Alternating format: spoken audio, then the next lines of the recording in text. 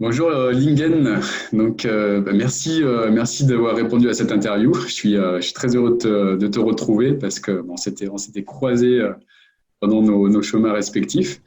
Donc aujourd'hui, j'aimerais parler avec toi d'une thématique qui me tient à cœur. C'est la thématique du mindset argent, mindset millionnaire, ce genre de choses. Et j'aimerais voir déjà quel est ton point de vue par rapport à ça, comment ton mindset a évolué, parce que je sais que tu as une belle évolution et que tu as t'as eu comment dire, de bons insights par rapport à ça tout au long de ton parcours. Donc j'aimerais évaluer plutôt tout ça avec toi, parler de tout ça. Et d'abord, est-ce que tu peux, un premier temps, te présenter et puis nous dire exactement qui tu es, ce que tu Ouais. fais? Ouais, cool. Bah, déjà, merci beaucoup, Olivier, pour cette invitation.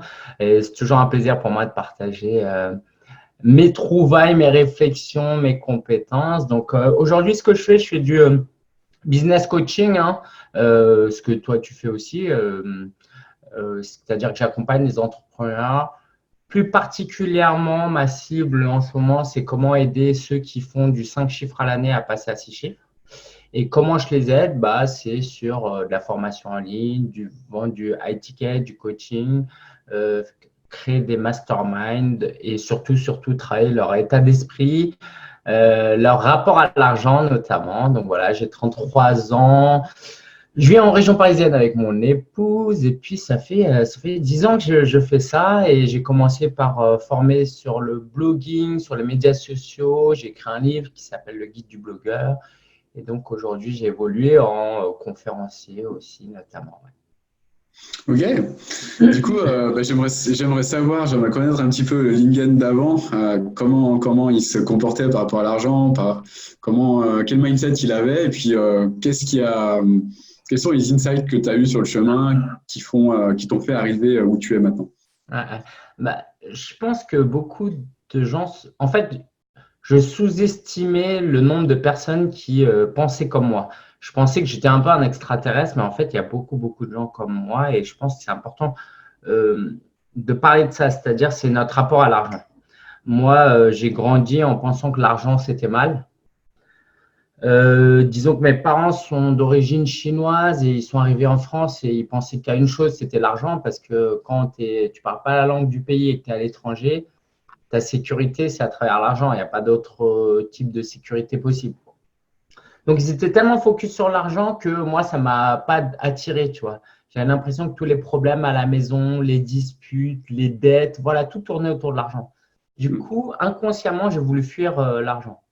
C'est aussi lié à ma foi. Donc, moi, je suis chrétien. Et donc, à travers mes lectures bibliques, à travers mes influences aussi à l'église, bah, j'ai commencé à avoir une mauvaise compréhension de ce qu'était l'argent. La Bible a dit, par exemple, que euh, c'est mauvais d'aimer l'argent. Et moi, j'ai compris, c'est mauvais l'argent. Mais ce n'est pas l'argent qui est mauvais. C'est quand l'argent devient ton Dieu, la source de toutes tes motivations, ton objectif ultime dans ta vie, que c'est mauvais. Donc, toutes ces incompréhensions sur cette éducation familiale a fait que bah, dès que j'avais de l'argent, je le dépensais et je ne cherchais pas à gagner beaucoup d'argent. Donc, tu m'étonnes que j'ai galéré les 7 premières années de ma vie en tant qu'entrepreneur. Parce que quand tu ne veux pas gagner trop d'argent et que tu penses que tu voles de l'argent, que tu prends de l'argent à tes clients, et de toute façon, quand tu gagnes l'argent, tu le dépenses parce que tu n'as pas envie de faire avec ça, bah voilà, pendant les 7 premières années de mon business, j'ai vraiment stagné, quoi. J'ai vraiment stagné. Hmm. Donc ça, c'est Hmm. l'arrière-plan. Ouais. Hmm. Ok. Et qu'est-ce qui a été le déclic, le premier déclic que tu pu avoir qui a fait que tu as changé les choses, tu as fait Ouais. évoluer tout ça? Alors moi, j'ai un mentor qui s'appelle Cliff Ravenscraft, donc c'est un Américain. Et en septembre 2018, il a organisé, septembre, ouais, c'est ça, une conférence aux États-Unis qui s'appelait Free the Dream. Donc moi, ça faisait déjà 7 8 ans que je me suis dit, un jour, je vais réussir et je vais aller aux États-Unis et je vais assister à une conférence, je vais saluer ces gens-là et les remercier. Et là, je me suis dit, bah, déjà, il y a eu un premier déclic. Entre le billet d'avion, la place et tout, je me suis dit, il n'y avait pas d'argent. Il m'a appelé, on a discuté. Et il m'a dit, qu'est-ce que tu peux faire pour avoir l'argent du coup? Si tu as envie d'y aller et que tu n'as pas l'argent, qu'est-ce que tu peux faire? Du coup, j'ai commencé à lancer une formation en ligne et y aller à fond parce que j'avais une motivation à court terme. Donc là, déjà, il y a eu un petit déclic. Et en fait, quand je suis allé là-bas, il y avait des conférenciers qui étaient passionnants, d'une part, et en fait, qui incarnaient ce que moi, je voulais et que je pensais même pas possible. C'est-à-dire que là, je voyais en 3D des gens qui avaient des valeurs très fortes, comme la famille, le bien-être, l'éthique, qui travaillaient dur aussi et qui, en plus, pour certains, étaient chrétiens et en plus, ils étaient riches, ils étaient millionnaires. Là, je me suis dit, mais mince, tu sais, dans notre tête, on pense souvent, dans la vie, c'est soit ça, tu vois, c'est soit le temps libre, soit l'argent. Tu peux pas avoir les deux. Et cette pensée limitante qui vient du salariat, c'est sûr, tu peux pas être PDG de Total et travailler 20 heures par semaine, tu vois. Donc, et j'avais mon frère qui travaillait 70-80 heures dans la restauration et qui avait beaucoup d'argent. Donc, je ne pensais pas qu'on pouvait incarner ces valeurs, avoir du temps libre, être heureux, épanoui et pas stressé et gagner beaucoup d'argent. Et donc là, il y a eu un premier déclic. Et après, j'ai eu toute une série de réflexions qui est que, en fait, si mon produit il est bon, à condition que mon produit soit bon, hein, si mon offre est bonne, mon produit est bon, en fait, c'est mathématique. Plus je gagne d'argent, plus j'aide des gens. Je ne peux pas gagner plus d'argent en aidant moins de gens. Donc, si j'augmente mes prix et que j'aide plus mes clients, ils vont recevoir plus d'aide. Si j'ai plus de clients et que je gagne plus d'argent, ça veut dire que j'ai aidé plus de gens. Et si je peux aider 100 personnes au lieu de 50, je ne vois pas pourquoi je préférerais aider 50 personnes plutôt que 100, à condition que ça ne nuise pas à mes autres valeurs, hein.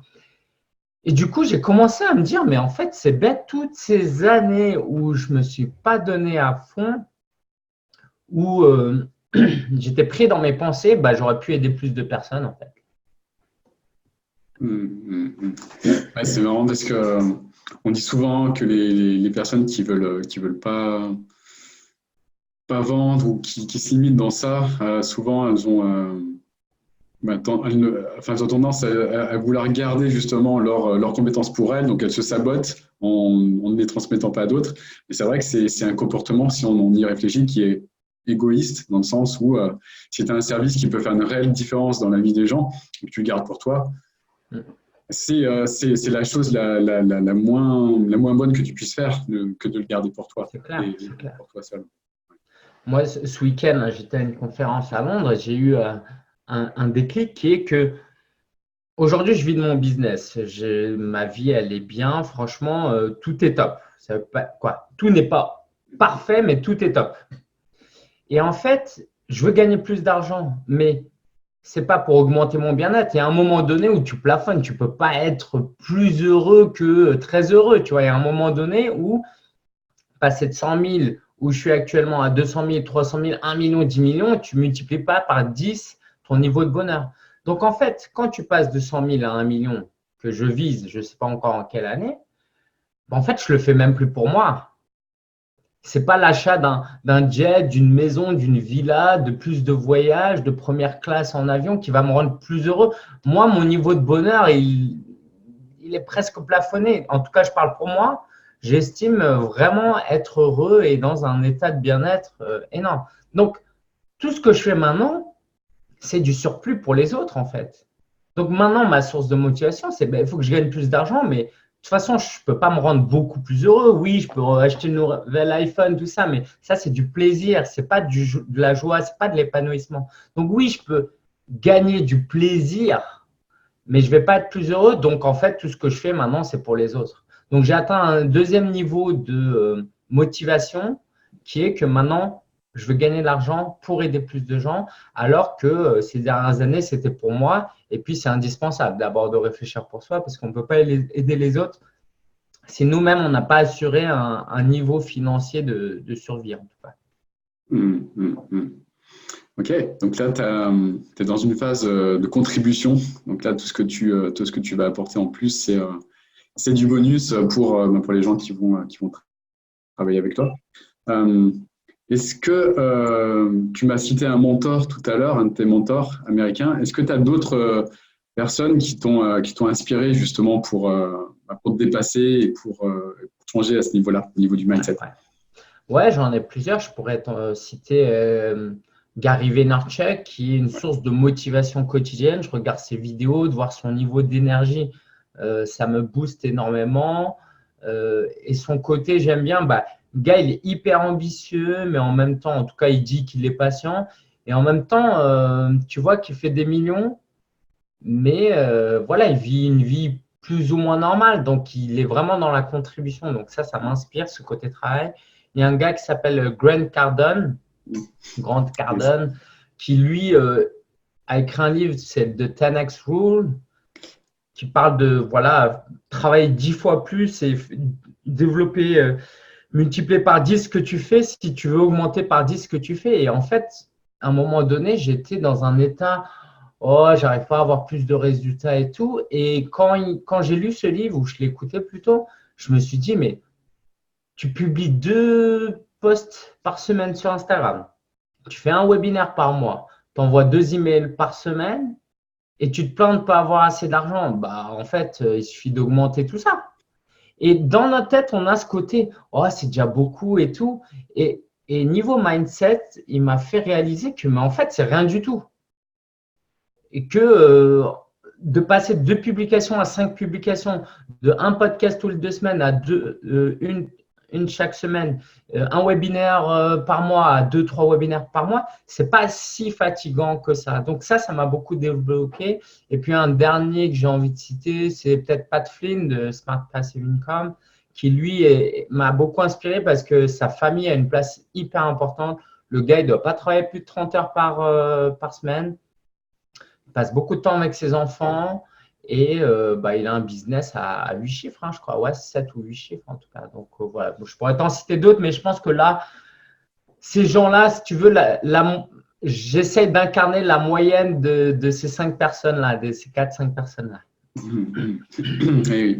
Comme dit le dicton, on est la moyenne des 4-5 personnes qui nous entourent. Ouais. Donc, c'est exactement ça.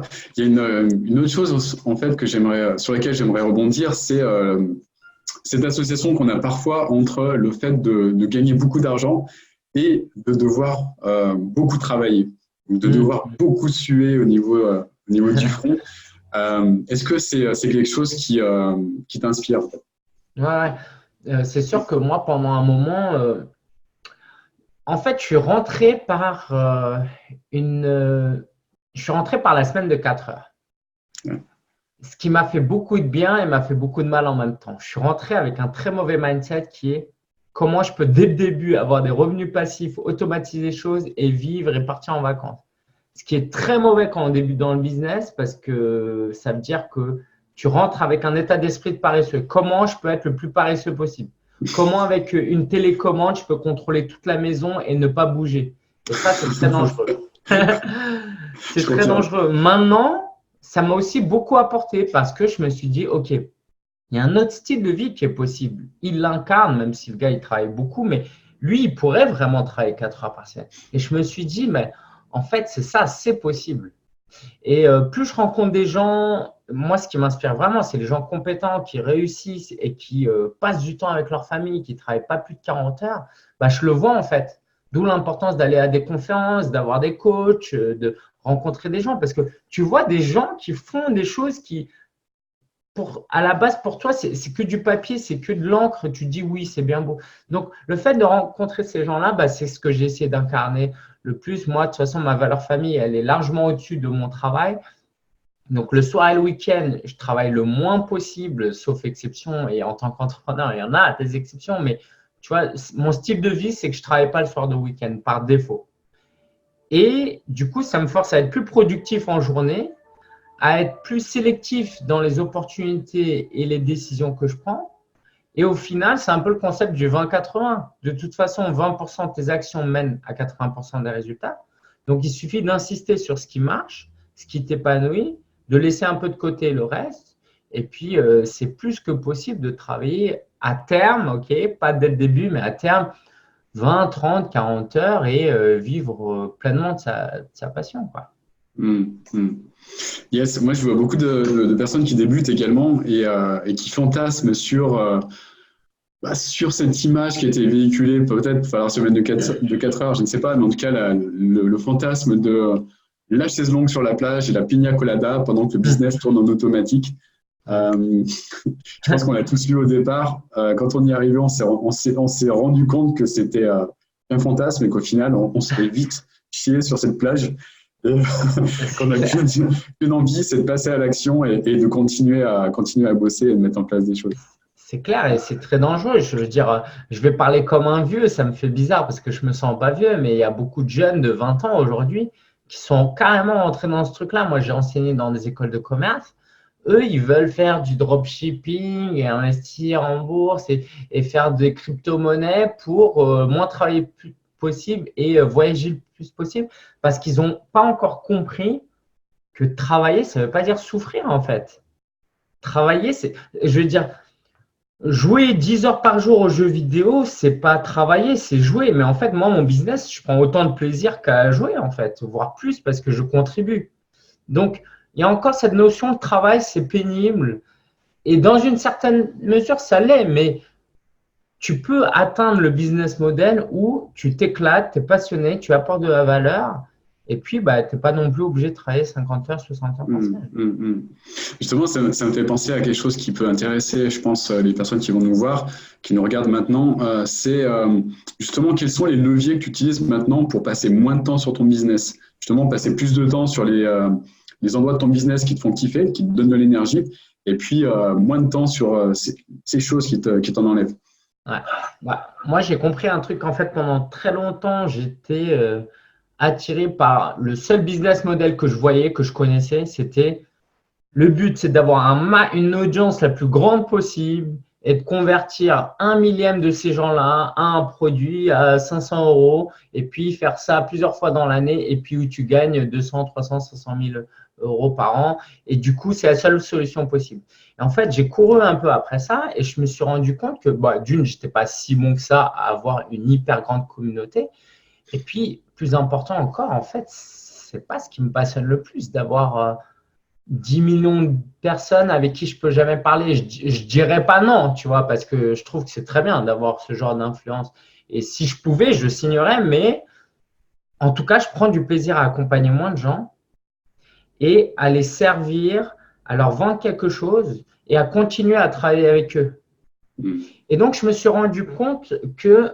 c'était quoi ta question, Olivier?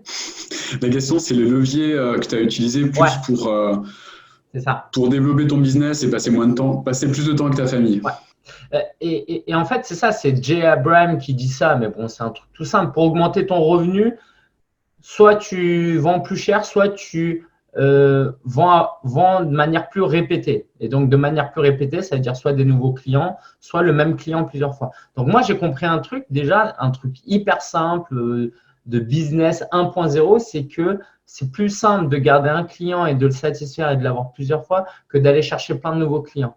Parce que sur le web, c'est tellement tentant d'aller chercher un maximum de likes, un maximum d'abonnés qu'on oublie ça. Donc, je me suis rendu compte surtout ces derniers mois que j'ai peut-être, alors là, je ne saurais pas le chiffrer, mais j'ai peut-être 30 clients qui représentent, c'est le 20-80. J'ai 20% de mon audience qui me rapporte 80% de mes revenus. Donc, il faut que j'insiste avec eux. Et plus je continue à travailler, plus le CLT, le Customer Lifetime Value, augmente. Plus ils vont rester longtemps. Et eux, sur 10, 20, 30 ans, ça se fait, ils vont me rapporter 100 000 euros, tu vois.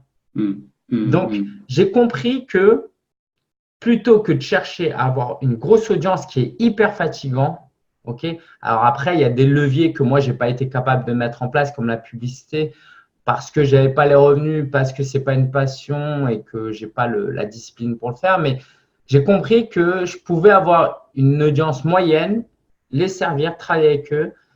Et en fait, c'est moins chronophage que d'avoir tout le temps des nouveaux clients. Donc ça, c'est une chose que j'ai compris. La deuxième chose, c'est la délégation. Aujourd'hui, j'ai un assistant virtuel que je salue s'il écoute, c'est Mamadou. Il est au Mali, donc il me permet aussi d'avoir un bon partenaire, quelqu'un qui travaille très bien pour moi à moindre frais. J'ai mon épouse qui m'aide pour la compta. Au moment où je vous parle, j'ai un stagiaire. Et donc, ça, c'était très étranger pour moi. Moi, toute ma marque, c'était solopreneur. Et donc, oui, éventuellement, sous-traiter de temps en temps. Mais là, je commence à voir vraiment les bienfaits d'avoir une équipe de gens avec qui tu t'entends bien, qui peuvent vraiment t'aider. Donc, voilà, mieux servir ses clients pour ne pas passer trop de temps à prospecter parce qu'au final, 80% du travail d'un entrepreneur, c'est d'aller chercher des nouveaux clients.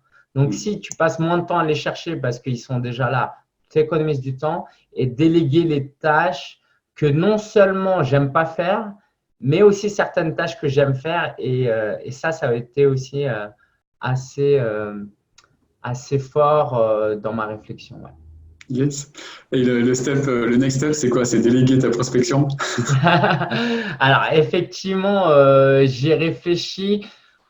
Pour le moment, je suis plus dans une démarche où j'augmente mes tarifs parce qu'en fait, pendant très longtemps, ils étaient très bas et sous-évalués. Donc, j'augmente mes tarifs et je peux travailler avec moins de clients et gagner autant, voire plus. Voilà. Et puis la prospection, pour le moment, en tout cas, je me vois un peu plus comme un artisan qui aime travailler. Voilà, j'ai 33, 34 ans. J'aime encore coacher, j'aime encore passer du temps avec les gens, j'aime voir les gens, entendre les gens pleurer au téléphone parce qu'ils ont ils ont compris un truc et de les voir transformer. Donc, j'aspire pas à être une usine pour le moment et j'ai rien contre les usines. Hein, j'achète des produits Apple tous les ans. Mais pour le moment, je me vois comme un artisan et je veux profiter de ça. Donc, j'ai des objectifs de croissance. Hein. L'année prochaine, je veux doubler mon CA, ce qui n'est pas rien. Mais pour le moment, je veux quand même prendre un peu plus de temps avec les clients et augmenter mes tarifs à sa juste valeur et ce sera déjà pas mal. Ok, super. Allez, dernière question, question bonus. Est-ce que tu as des rituels qui te permettent de tirer vers le haut que tu fais tous les matins? Je vais me permettre de répondre partiellement à ta question parce que d'une, je ne suis pas hyper bon avec les rituels et ça, je Ouais. n'ai pas honte, je progresse. Donc, j'essaye de planifier ma journée, de faire une minute de méditation de pleine conscience.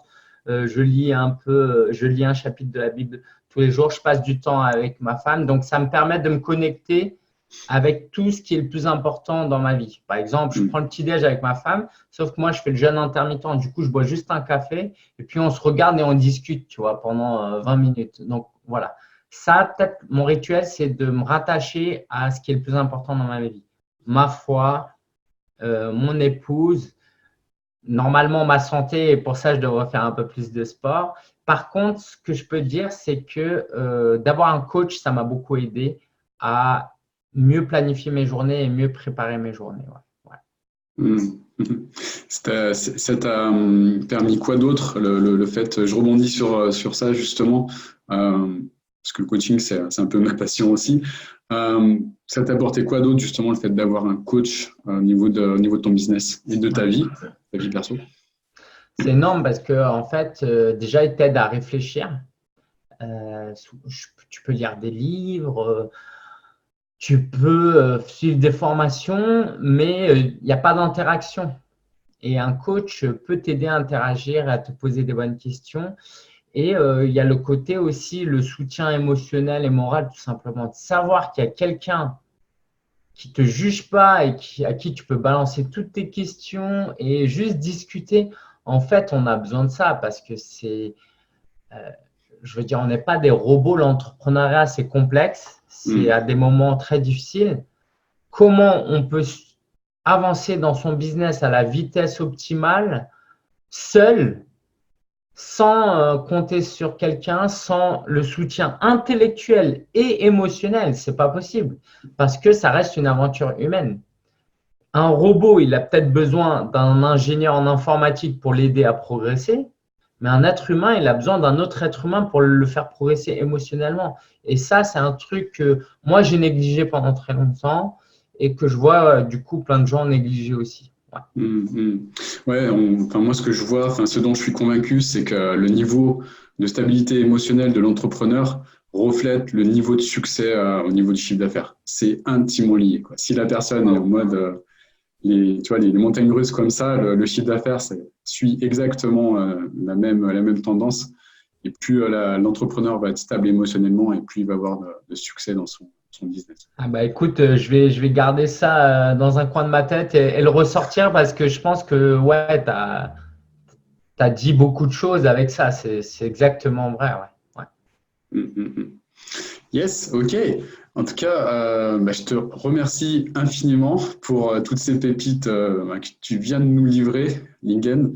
Et puis, je te souhaite une belle continuation. Je pense qu'on va se recroiser sur le chemin. Vraiment. Et pour toutes les personnes qui nous ont regardé, si tu as aimé cette vidéo, tu la likes. Et puis évidemment, tu commentes si tu as des questions auxquelles tu souhaiterais qu'on réponde. Voilà, je te dis à très bientôt. Merci beaucoup, Lingen. Merci, Et à Olivier.